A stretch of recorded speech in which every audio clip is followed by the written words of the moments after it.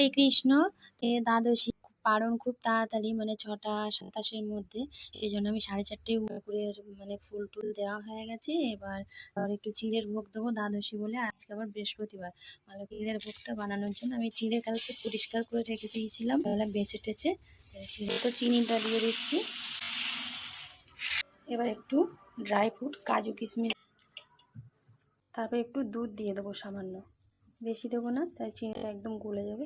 একটু সন্দেশ ছিল, সেই সন্দেশটাও একটু এর সঙ্গে গুঁড়ো করে মাখিয়ে দেবো। ভোগটা রেডি হয়ে গেছে। এর উপরে একটা সন্দেশ দেবো, তুলসী পত্র দিয়ে ভগবানকে নিবেদন করব।